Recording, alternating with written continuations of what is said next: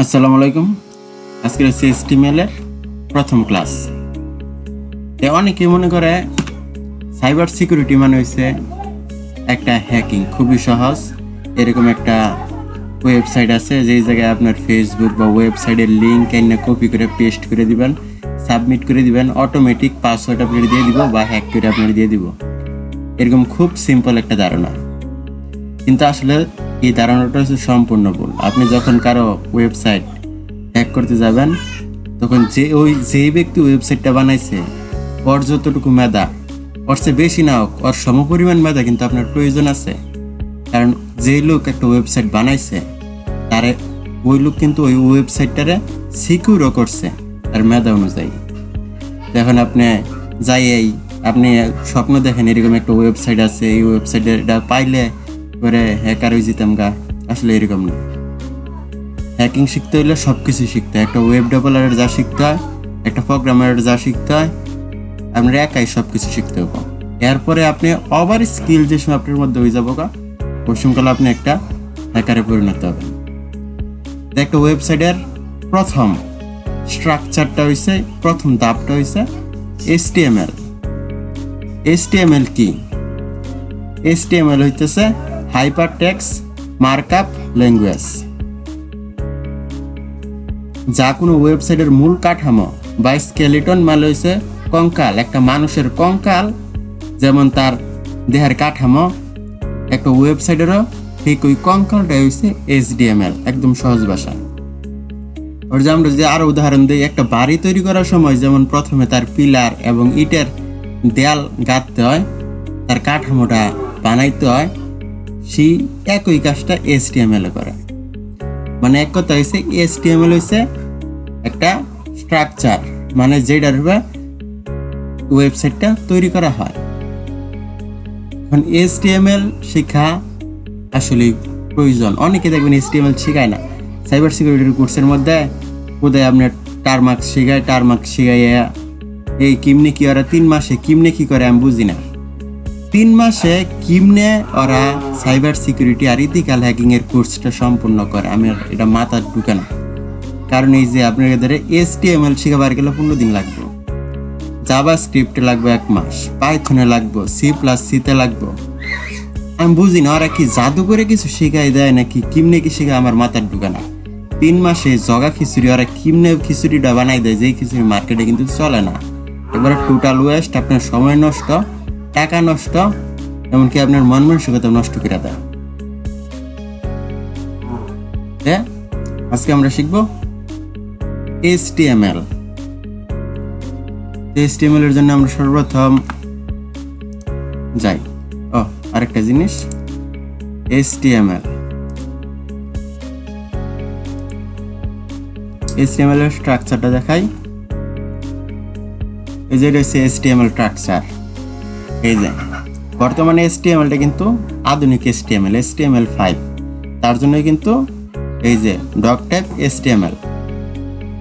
পরবর্তীতে যে HTML code শুরু হয়েছে, মানে এই ফাংশনটার এই কোডটার যে একটা ফরম্যাট আছে, এই ফরম্যাটটা হচ্ছে এইচটিএমএল। আর আমরা এইচটিএমএল দিয়ে শুরু করছি আর এই যে এইচটিএমএল দিয়ে শেষ করছি। এটা কিন্তু হচ্ছে একটা ট্যাগ, এটা লেস দেন, এটা হচ্ছে গ্রেটার দেন, এই যে দুইটা চিহ্ন আমি যদি দেখাই।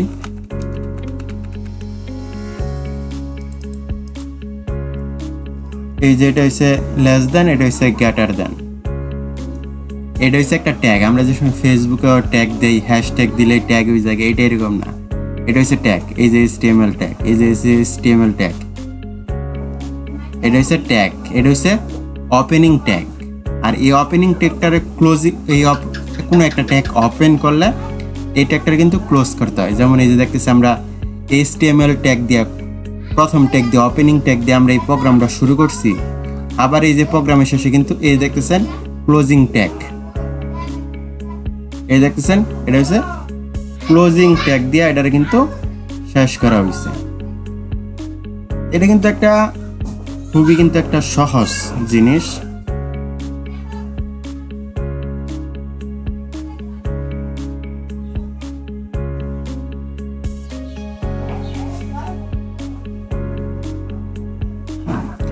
এটা কিন্তু আমরা অনেক সময়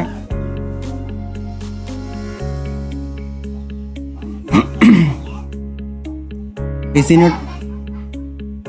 চিহ্নটারে কিন্তু আমরা অনেক সময় স্ল্যাশ বা অবলিক নামেও চিনি।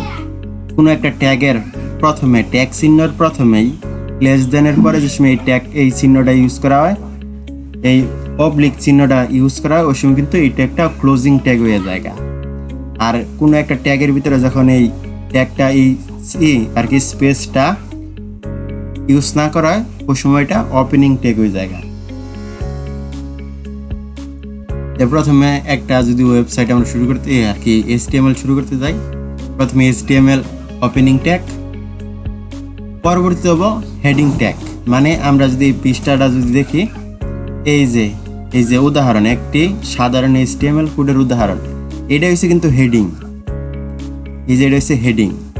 এই লেখাটা কোনো ওয়েবসাইটে লিখতে হলে এই যে আপনার হেড ট্যাগের প্রয়োজন পড়ব। হেড ট্যাগের পরে আসবো টাইটেল ট্যাগ। এই যে টাইটেল ট্যাগ, এই টাইটেল ট্যাগটা যদি আমরা এই জায়গায় যদি উদাহরণ দিই, তাহলে এই যে ডক টাইপ HTML যা আছে, এটা কিন্তু একটা টাইটেল ট্যাগ ধরা যায়। তারপরে এই যে দেখতেছেন হেড ট্যাগ কিন্তু ক্লোজ হয়ে গেছে। এই যে হেড ট্যাগ কিন্তু এই যে এইটুকের ভিতরে ক্লোজ হয়ে গেছে, এই যে ক্লোজিং ট্যাগ দিচ্ছে। হেড ট্যাগের পরে বসবো এই যে বডি ট্যাগ। বডি ট্যাগের ভিতরে আবার আছে H1 থেকে H6 পর্যন্ত আছে। H1 থেকে H6 পর্যন্ত হচ্ছে ফ্রন্ট কতটুকু ছোট বড় এটার সাইজ। পরে আছে প্যারাগ্রাফ ট্যাগ, পরবর্তীতে আছে এই আলফা ট্যাগ। এই ট্যাগের ভিতরে আমরা কি করব, এই ট্যাগের ভিতরে বিভিন্ন ওয়েবসাইটের লিঙ্ক, আরও কোনো সাইট বা যা ল্যান্ডিং পেজ থাকে, যদি আপনার কোনো ফেসবুক পেজ থাকে, ইউটিউব চ্যানেল থাকে, কোনো ওয়েবসাইটে অ্যাড করতে চান আর কি, যে কোনো কিছু লিঙ্ক এই ট্যাগটা দিয়া এই জায়গায় আমরা ইউজ করব। পরবর্তীতে দেখেন বডি ট্যাগ কিন্তু ক্লোজ হয়ে গেছে। বডি ট্যাগের পরে HTMLও কিন্তু ক্লোজ হয়ে গেছে। মানে এই HTML প্রোগ্রামটা ক্লোজিং হয়ে গেছে, এই জায়গাতে শুরু হয়েছে, এই জায়গায় শেষ হয়েছে। এখন আমরা এটা কইরা দেখি। এটা আমরা কম্পিউটারও করতে পারবো, ফোনেও করতে পারবো। আমরা কম্পিউটারে করে দেখি, কম্পিউটার আর ফোনে একই, খালি সফটওয়্যারটা চেঞ্জ হবো।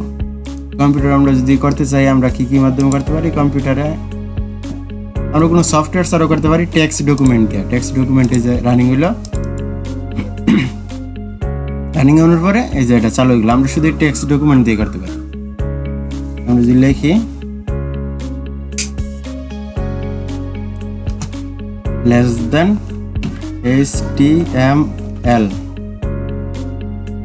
গ্রেটার দেন, আমরা শুরু করলাম প্রোগ্রামিং।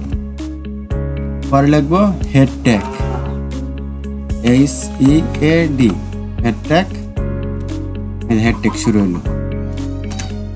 এই যে কি দিবেন, ধরেন দিলাম আমিনুল, AMINUL, আমিনুল দিলাম। দিনের পরে আরো হাবিজাবি কিছু লিখলাম, লেখার পরে আমরা দিলাম টাইটেল ট্যাগ। মানে এটা হচ্ছে টাইটেলটা দিব আমরা। এই যে টাইটেল ট্যাগের TITTLE টাইটেল ট্যাগ, এই জিনিসটা আমাদের টাইটেল ট্যাগ। টাইটেলটাকে কিছু একটা দিই, ধরেন আপনাদের গ্রুপের নামই দিই MCO দিলাম। পরবর্তীতে আমরা কিন্তু টাইটেল যেহেতু হয়ে গেছে, আমরা কিন্তু টাইটেলটা ক্লোজ করে দিব। TITTLE টাইটেল, এই যে আমরা কিন্তু টাইটেল ক্লোজ করে দিলাম। পরবর্তী এই যে আমাদের যে হেডটা রয়েছে, আমাদের হেডটা কিন্তু ওপেন হয়েছে, কিন্তু এটা আমরা ক্লোজ করছি না, তাই আমরা এটাও ক্লোজ করে দিই।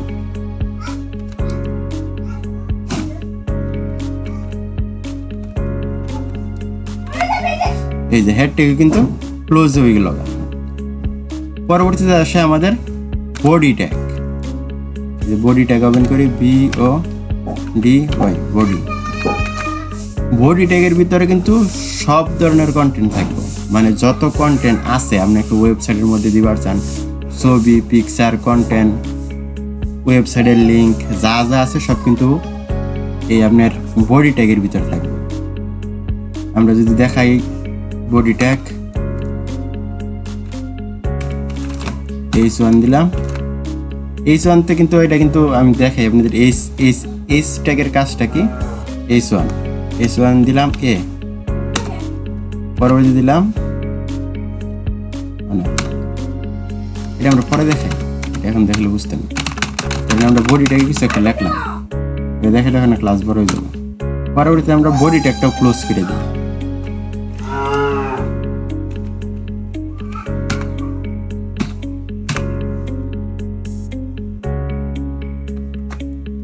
বডিটা কিন্তু ক্লোজ করে দিচ্ছি। পরবর্তীতে আমরা প্রোগ্রাম ক্লোজ করে দিব HTML প্রোগ্রাম, যে আমরা এই জায়গায় শুরু করছি HTMLটা দিয়া এটা কিন্তু ক্লোজ করে দিই। HTML close. এখন আমরা এটা যদি সেভ করি, সেভ করলাম। সেভ করার পরে আমরা এটার HTML ফরম্যাটে কনভার্ট করে দিব, রিনেম করে। এই জায়গায় আছে টেক্সট ফরম্যাটে আছে HTML।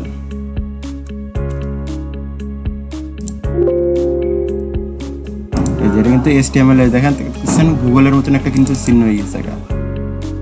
এই যে দেখতে পারতেছেন, এটা কিন্তু লেখা হয়ে গেছে। এটা কিন্তু আপাতত আপনার কিছু বুঝতেছেন না, কিন্তু এটা যদি আমরা সোর্স কোডে যদি যাই, এই দেখেন সোর্স কোড, এই যে ওই লেখাটা একটা ওয়েবসাইটের ভিতরে, এটা কিন্তু গুগলে দেখাইতেছে, একটা ডেমো ওয়েবসাইট হিসেবে দেখাইতেছে গুগলের ভিতরে।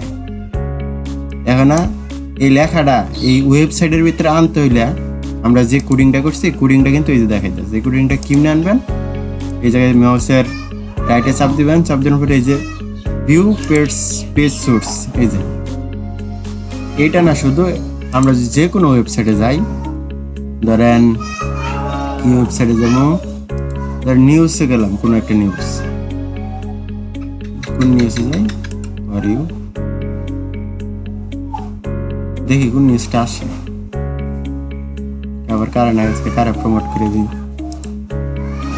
ইসরায়েলের একটা নিউজ চ্যানেলে গেলাম, জানার পরে এখন আমরা এটার যদি সোর্স কোডটা দেখি, তাহলে আপনার HTMLটা সম্পূর্ণ বুঝতে হবে। সোর্স কোড, এগুলোর সোর্স কোড আসলে অনেক বড়, তার লেগে আর কি আপনার লোড লতে দেরি লাগে। এখন আমরা এগুলো কোডিং করার জন্য তো আর নোটপ্যাডে কোডিং করবো না, এগুলো কোডিং করার জন্য কিন্তু একটা কোডিং এনভায়রনমেন্ট দরকার আছে, মেশিনটা রেডি করার দরকার আছে, কম্পিউটারে হোক আর মোবাইলে হোক। তা আমরা যদি কম্পিউটার যদি থাকে, কোডিংয়ের জন্য কিন্তু হাই কনফিগার কম্পিউটারের দরকার নাই, লো কনফিগার হলেও চলে আর কি, কোনো রকম পুরাই ফ্রি হইলেই চলে, এত হাইয়ের দরকার নাই। তাই আমরা যদি এই কোডিং করার লাগে কিন্তু অনেক সফটওয়্যার আছে। আমি বেসিক্যালি ইউজ করি আপনার এটা দেখাই, এই যে ভিজুয়াল স্টুডিও কোড, এটা দিয়ে আমি আপনাদেরকে দেখাই। এটা ছাড়াও আমি কিন্তু আপনাদেরকে আগে আমি নোটপ্যাডের ভিতরে দেখাই যে সব সিস্টেমে একই। এই যে ভিজুয়াল স্টুডিও কোড আই করছে, আই করার পরে আমরা জায়গাতে ঢুকি, ঢুকার পরে এই যে ডাউনলোড ফর উইন্ডোজ এই জায়গায় আছে। আর যারা মোবাইলে আমরা কোড লিখবো তাদের জন্য আছে আরেক সফটওয়্যার আছে, আমরা যদি ইউজ করি তাহলে এই জায়গায় আমরা ইউজ করতে পারি, দেখাই দেই আমরা কোনটা ইউজ করতে পারি। আমরা যদি প্লে স্টোরে যাই, তো প্লে স্টোর থেকে খুঁজে হয়তো আজকে এই যে প্লে স্টোরে আমরা সার্চ করবো এ কোড, এই যে এ কোড এই যে ইনস্টল আছে, এই যে এটা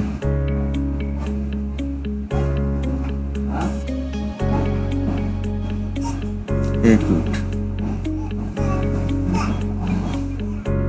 ইনস্টল হইতেছে।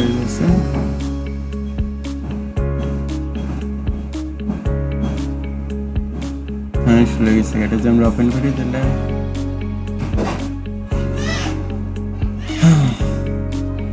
এখন আমরা যদি মোবাইলে যে টাইপ করি, আমার মোবাইলে এরকম আসছে, আমাদের এটা অন্যরকম আসতে পারে, যদি অন্যরকম আসে তাহলে স্ক্রিনশট দেন। প্রথমে তাহলে আমরা এটা টাইপ করি, প্রথমে করতে হবে লেস দেন এক্সক্লামেটরি চিহ্ন রয়েছে ডক টাইপ স্পেস HTML।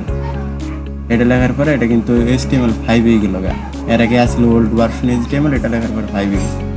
পরে তোমার HTML শুরু HTML গ্রেটার দেন, তারপরে এই যে HTML এর কিন্তু ওপেনিং ট্যাগের সাথে সাথে অটোমেটিক্যালি ক্লোজিং ট্যাগ এসে পড়ছে। পরে কিন্তু আমাদের হেডিং বা হেড, HEAD হেড হেড হেডের আমরা এই হেডের কিন্তু ক্লোজিং ট্যাগ এসে করছে। হেডের ভিতরে যদি আমরা হেড কিছু একটা লিখলাম, পরবর্তীতে আমরা কিন্তু এই হেডের ভিতরে টাইটেল ট্যাগও দিতে পারি। আমরা ইচ্ছা করলে এই জায়গায় টাইটেলও দিতে পারি, বা আমরা যদি চাই তাহলে হেডের বাইরেও যে টাইটেল দিতে পারি, যে আমরা ভিতরেই দিই আপাতত, সমস্যা নেই। যে নিয়ে ওটা চাহিদা অনুযায়ী দেওয়া যাবে। টাইটেল টাইটেল ট্যাগ, এই যে টাইটেলটা কিন্তু ক্লোজিং ট্যাগ আসবে। অলরেডি দিলাম, টাইটেল দিলাম, পরে হেডের তৈরি করলাম। হেডের পরে আমাদের কিন্তু হেডিং ট্যাগ শুরু হয়েছে, হেডিং ট্যাগ ক্লোজ হয়ে গেছে। হেডিং ট্যাগের ভিতরে কিন্তু টাইটেল ট্যাগ দেওয়া হয়েছে। এখন আসছে আমাদের বডি ট্যাগ। বডি ট্যাগ, এই যে বডি ট্যাগের ক্লোজিং এই করছে। এই বডি ট্যাগের ভিতরে যত আছে প্যারাগ্রাফ, কন্টেন্ট, ছবি, যাই হোক সব কিছু কিন্তু এই বডি ট্যাগের ভিতরেই। বডি এটার ভিতরে কিন্তু প্যারাগ্রাফ পাবো, সিনথেটিক্স পাবো, আপনার বিভিন্ন লিঙ্ক টিঙ্ক যা বসাইতে সব কিছু বসাইতে পারবেন। যদি আছে, যদি আমরা বসাই প্যারাগ্রাফ ট্যাগ আছে ইন্টু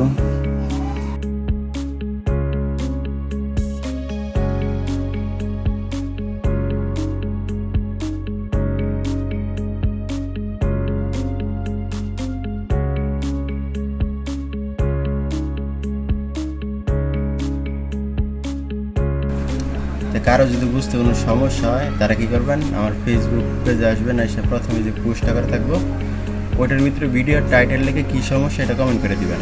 কারণ গ্রুপে যদি পোস্ট করেন, গ্রুপে কিন্তু অনেকগুলা হইতেই থাকে, মানে সবাই খালি মেসেজ করতে থাকে, শেষে আপনার যে প্রয়োজনীয় মেসেজটা, যে সমস্যাটা, ওইটা কিন্তু অনেক নিচে পড়ে জায়গা, মাঝে মাঝে খুঁজে পাওয়া যায় না। যদি আপনি কমেন্ট করে রাখেন, তারপর কমেন্ট দেখা মাত্র কিন্তু আমি রিপ্লাই করে দিবার হইতেছি, যে কোনো জায়গা থেকে, যে কোনো সময় থেকে।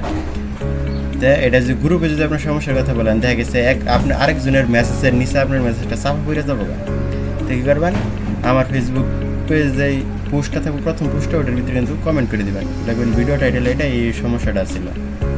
ওকে, সবাই ভালো থাকুন, আসসালামু আলাইকুম।